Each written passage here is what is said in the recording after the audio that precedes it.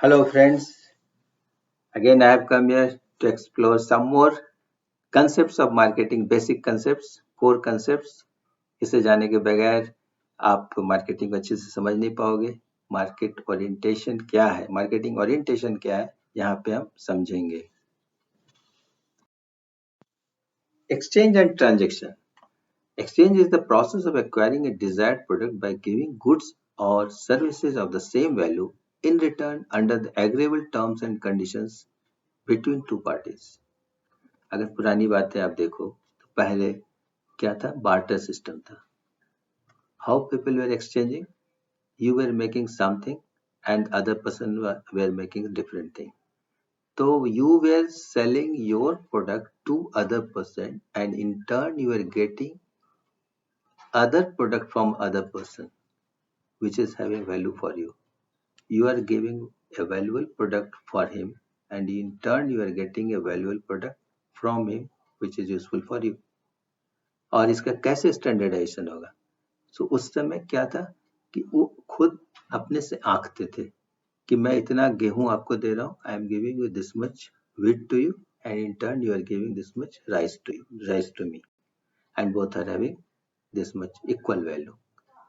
तो ये कोई स्टैंडर्डाइजेशन नहीं था, वो अब आपस में ही म्यूचुअल एग्रीमेंट कर लेते थे.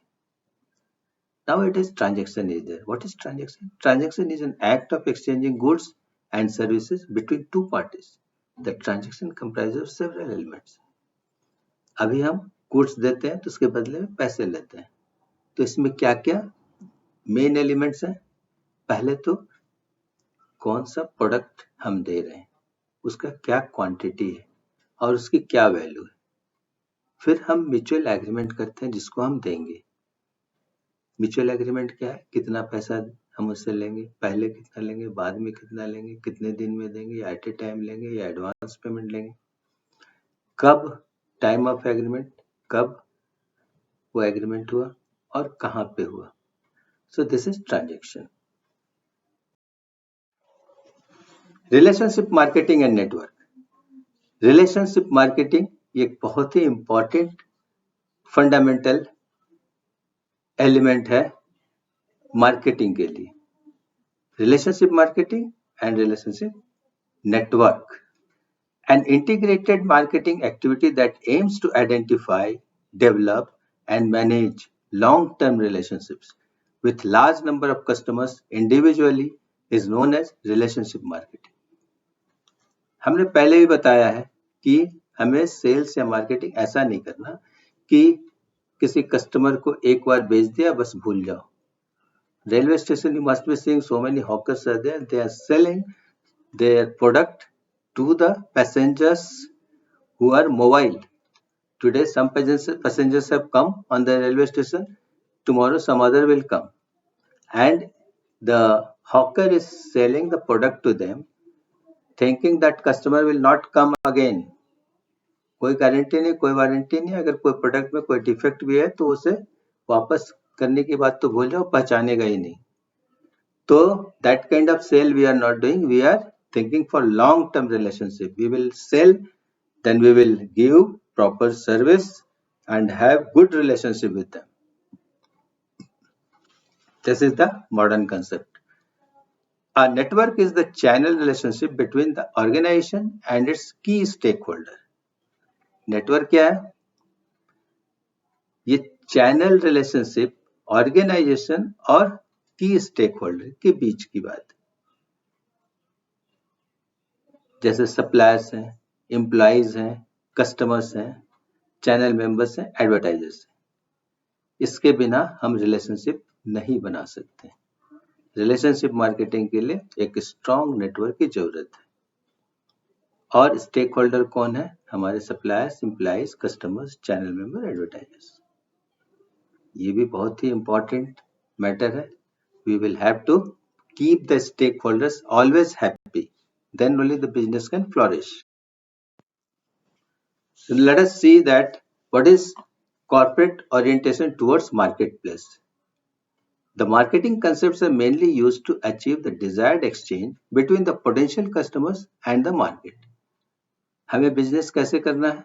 जो हमारा मार्केट सेगमेंट है उनको हमें कंटेन करना है, उन्हीं के लिए हम प्रोडक्ट बना रहे हैं। तो the exchange is between the potential customer and the market.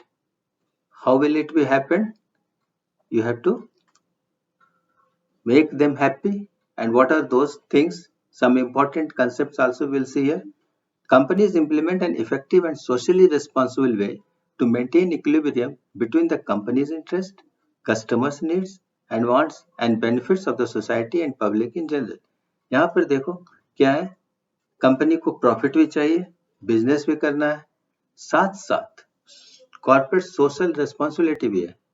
Public में हम पॉल्यूशन नहीं फैलाना है, डेकोरम मेंटेन करना है, सोशल जो कल्चर है उसको हर्ट नहीं करना है, रिलीजन को हर्ट नहीं करना है।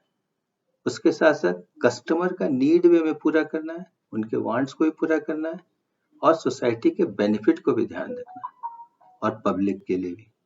सो this all the criteria we have to fulfil and that's why there is boundary. So यहाँ पे 5 कंसेप्ट्स हैं: production concept, product concept, marketing concept, selling concept, societal marketing concept. So these things we are seeing in the next slides. Corporate orientation towards marketplace. What is the production orientation? जैसा कि पहले से आजादी के बाद बहुत सारे restrictions था, everyone was not allowed to open this industries, they cannot jump into that. Those who were willing to do some business, there were so many restrictions and the government was giving license in a very restricted way. So what was the concept? Those who had got the license, they had the monopoly. Bajaj scooters, whatever they were manufacturing, it was sold. If supply is there, sale will be there automatically. Ambassador car, sale was there. Whatever Hindustan Motor were manufacturing, it was being sold. So what is the concept? That supply creates its own demand. Customers' preference are ignored. उनका कुछ tailor made requirement हम नहीं पूरा करते। अब ऐसा है कि अगर कुछ ही लोगों को लाइसेंस बिना है, प्रोडक्शन का उनकी मोनोपोली है, तो उनका इकोनॉमी ऑफ स्केल भी ज्यादा होगा, उनका इकोनॉमी ऑफ सेल भी ज्यादा, मतलब उनका जो वॉल्यूम है बहुत ज्यादा है, तो per unit sale, per unit cost भी बहुत कम होगा, उनकी प्राइस भी बहुत कम होगी। With increase of the demand, the profits also soar. ज्यादा डिमांड होगा, ज्यादा प्रॉफिट होगा। ये प्रोडक्शन ओरिएंटेशन है। नेक्स्ट है product orientation. What is product orientation? Providing good quality products, attractive design, packaging and innovative features, reasonable prices, better distribution channel, marketing myopia that only quality of product attracts customer, other aspects like price, availability are ignored. यहाँ पे customer के अनुसार try करते हैं product को supply करने का, लेकिन यहाँ पे एक और कंसेप्ट है कि अगर आपके प्रोडक्ट का क्वालिटी बहुत अच्छा है तो ऑटोमेटिकली सेल होगा। आपको क्या क्या ख्याल रखना है? खूब अच्छा प्रोडक्ट की क्वालिटी बनाओ, उसकी डिजाइन बहुत अच्छी करो, पैकेजिंग को बढ़िया करो, हमेशा इनोवेटिव फीचर्स करते रहो, ऑटोमेटिक सेल होगा। Price should be reasonable, distribution मतलब हर जगह अवेलेबल अच्छा होना चाहिए। अगर आपका अवेलेबल नहीं है तो कोई दूसरा बेच देगा। तो यहाँ पे मेन क्या है? Quality, supply, design, this things are mattering more. This is product orientation. Now sales orientation. From late 1920s till the mid of 1950s, sales orientation was widely used. Work on principle, selling what you have. आपके पास जो भी है उसी को बेचना है और उसके लिए ही आपको पूरा एनर्जी लगाना है। जैसे भी हो आप उसको बेचो। Organization focus on sale, whatever the products they produce. यहाँ पे क्या फोकस? यहाँ फोकस है सेल का। They will not listen to their salespeople that they want some different kind of product, some additional features, some value, something like nothing. What we have made, you have to sell. So selling is focus here. Organization focus on sale, whatever the product they produce may be liked or disliked by the customer. high amount of risk involved, short term concept. बस भेज दो किसी भी तरह से. So this is short term. Customers will not come again if they think that you're only interested in selling. So this is sales orientation. Marketing orientation, modern concept of marketing. This is really modern concept and very scientific. What is that? Customer oriented concept. Cater customers' needs and wants. Customer satisfaction is the prime focus. As I have told you in the definition of marketing also, you try first what you do survey. You try to know what is the requirement of the local people in a particular area and what is your core competency, whatever you can fulfill the need and wants of the people of that area. You are making some concept of the product, you are trying to fulfill their requirement, customer को satisfy करते हो, उनकी जरूरत के अनुसार अपना product बनाते हो. इन्वॉल्व्स कस्टमर कंज्यूमर सर्वे, R&D, आइडेंटिफाइंग मार्केट. आप पहले सबसे पहले तो यही करते हो कि आप सर्वे करते हो, फिर उसके बाद R&D उसका प्रोडक्ट डिजाइन करता है और फिर कौन सा मार्केट है, क्या मार्केट सेगमेंट है, वो डिसाइड करते हो. Beneficial for long term goal oriented organization. इससे आप ज्यादा दिन तक टिक सकते हो मार्केट में, कस्टमर के साथ रिलेशनशिप आपका बढ़िया होता है and your brand image will also be improved. Next is societal marketing orientation. This concept states to identify the interest, needs and wants of target market. Design effective strategy in such a way that along with the customer satisfaction, the society's improvement is also achieved. Societal marketing orientation is the advanced form of marketing concept. यहाँ पे क्या है, marketing ऐसा करना है जिससे win win situation हो. Organization की अपनी रिक्वायरमेंट भी पूरी हो रही है by selling the product, by earning profit. At the same time you are also thinking about the development of the society. Society को भी मान लो कुछ काम मिल जाए, आपने एक ऐसी फैक्ट्री बिठाई या ऐसा प्रोडक्ट आप बेचते हैं जिससे वहां पे के लोगों को कुछ काम मिल जाए या उनका जो बिजनेस है उसमें सहायता हो जाए, तो उसको सोसाइटल मार्केटिंग ओरिएंटेशन कहते हैं. ये है ना बहुत ही इंपॉर्टेंट और बहुत ही साइंटिफिक और सोसाइटी के डेवलपमेंट की चीज है. Business is always thought in a very narrow minded way. We think that business में people they are only thinking for the profit and they are just squeezing the society. It is not that. We also develop the people of society. They also get the work and we also get the work. We earn money, they also earn money by the product or through the business of the product. See, one example is when generator manufacturer not only earning profit but also providing pollution free facility. This is also society work कि there should not be pollution.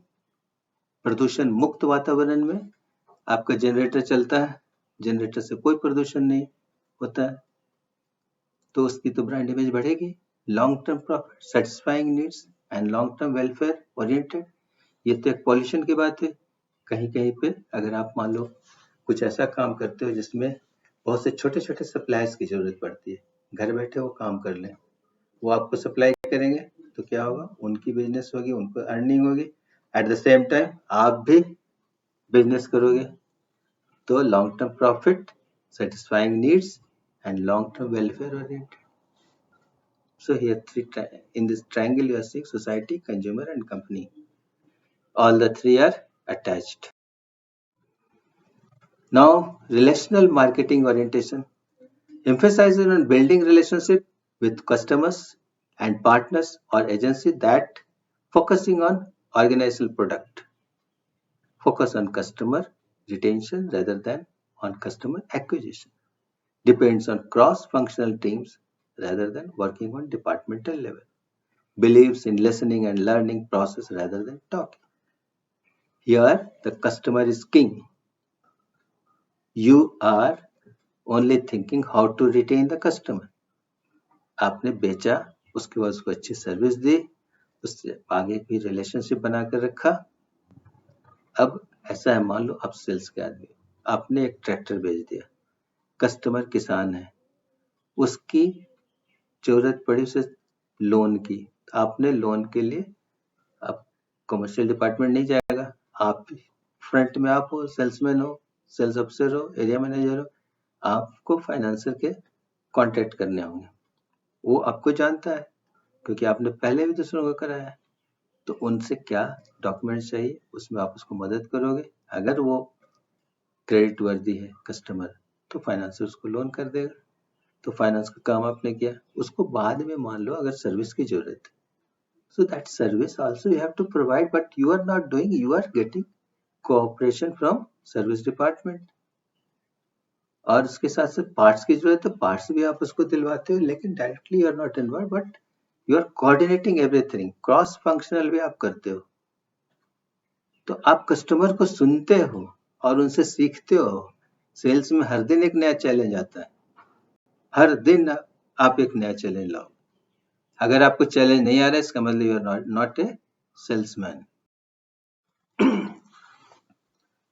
Now, what is marketing environment? When a company adjusts to market conditions, it often considers a variety of factors. Understanding a company's marketing environment can help you identify trends and manage potential risk. जो market का conditions है उसके अनुसार company को adjust करना होगा। अगर जो प्रोडक्ट आप निकाल रहे हो वो मार्केट में लोगों लाइक नहीं करते, उसके टेक्नोलॉजी पुरानी है, तो बिकेगा नहीं बिकेगा। और या आपका प्रोडक्ट हाईली टेक्निकल है या ज्यादा मॉडर्न टेक्नोलॉजी, लोग उसको लाइक करेंगे नहीं करेंगे। अभी जो टेक्नोलॉजी चल रहा है उससे आगे का चीज है। हो सकता है कि लोग लाइक ना करें, आपने इतना इन्वेस्टमेंट कर दिया। सो पोटेंशियल रिस्क भी है इसमें। Learning about this environment can also help the company adopt and grow during market fluctuations. तो आपको मार्केट के एनवायरनमेंट में रहना है, क्या फ्लक्चुएशंस हो रहे हैं, किस तरह का कंज्यूमर बिहेवियर चेंज हो रहा है, मार्केट में क्या टेक्नोलॉजी आ रही है, क्या उस चीज की जरूरत ही नहीं है अभी जो आप बना रहे हो। All this things you have to learn, and that is called marketing environment. See, marketing में 5 steps है. What are those steps? If you do all that, then only it will be a perfect marketing plan, marketing process. So what are those things? Let us first is understand the marketplace and your customers. आपको समझना है कहाँ पे आपको बेचना है और किन कस्टमर्स के लिए बेचना है। दैट इज मार्केट सेगमेंट आपको पता करना है। अगर B2B है तो कौन से बिजनेस के लिए आप प्रोडक्ट बना रहे हो। Develop a customer driven marketing strategy. अब उस मार्केट सेगमेंट के लिए आपको स्ट्रेटजी, मार्केटिंग स्ट्रेटजी यानी marketing mix, all 4 P's you have to define. What product, what price, what promotion, what dealer network plus, so that is marketing strategy. Then deliver high customer value. उनकी जो expectation है उससे ज्यादा अच्छा आपको product देना है या उससे मैच तो करना ही पड़ेगा, तभी वो पैसा देगा ना। ग्रो प्रॉफिटेबल कस्टमर रिलेशंस, और उसके साथ रिलेशन बनाकर रखना है। आगे भी वो एक से दूसरा कस्टमर देगा, तीसरा कस्टमर देगा। अभी पिछले स्लाइड में आपने पढ़ा ना कि एक्विजिशन ऑफ कस्टमर से ज्यादा important continuing the old customer और एग्जिस्टिंग कस्टमर। नए कस्टमर में खर्च ज्यादा है अगर आप नया बनाते हो, पुराने कस्टमर को कंटिन्यू करना कम खर्च और उनसे नए भी मिल जाएंगे आप। Then capture value from customers, और कस्टमर्स का फीडबैक क्या है, वो आपके प्रोडक्ट को क्या वैल्यू देता है। मार्केट में उसके पास बहुत सारे प्रोडक्ट है, what is their perceived value, that is also important, at what level you are there. So this now complete, whatever the basic concepts are there of marketing. Now we will come with another topic in the next lesson. Thank you very much. We'll come again with new topics. Thank you.